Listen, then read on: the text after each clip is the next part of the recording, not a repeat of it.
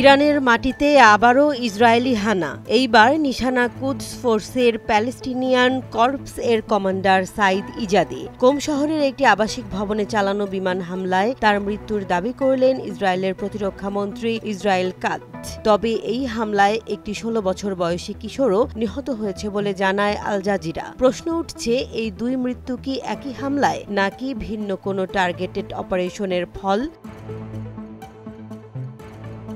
শনিবার সকাল ইরানের পবিত্র শহর কোম তেহরান থেকে মাত্র 140 কিলোমিটার দূরে এই শান্ত শহরের এক আবাসিক ভবনে আচমকা বিস্ফোরণ। তবে জানা যায় এটি ছিল ইসরায়েলের সুনির্দিষ্ট এক বিমান হামলা। লক্ষ্য ছিল কুদস ফোর্সের প্রভাবশালী কমান্ডার সাইদ ইজাদি, যিনি ইরানের প্যালেস্টিনিয়ান কর্পস পরিচালনা করতেন।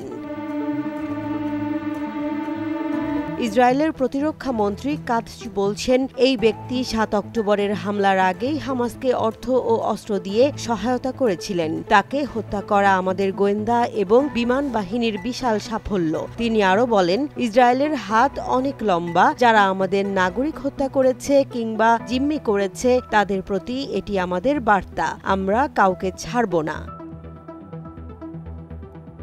সাইদ ইজাদির মৃত্যু কি শুধুই একজন সামরিক কর্মকর্তার মৃত্যু, নাকি এটি আরও বড় কিছুর ইঙ্গিত? ইরানের অভ্যন্তরে এভাবে একজন উচ্চপদস্থ সামরিক কর্মকর্তা হত্যা ইসরায়েলের পক্ষে এক ঝুঁকিপূর্ণ পদক্ষেপ। এর মাধ্যমে ইসরায়েল হয়তো তেহরানকে বোঝাতে চায়, গাজা, লেবানন, এমনকি সিরিয়া নয়, তোমার ঘরের ভেতরেও আমরা ঢুকতে পারি।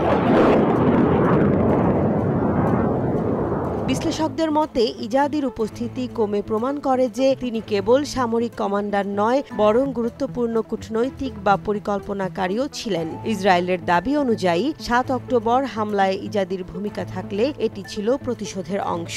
তবে একই হামলায় একজন কিশোরের মৃত্যুর বিষয়টি মানবাধিকার সংস্থাগুলোর কাছে প্রশ্নের জন্ম দিচ্ছে। এটা কি প্রয়োজনীয় টার্গেটেড কিলিং নাকি সিভিলিয়ান কোল্যাটারাল?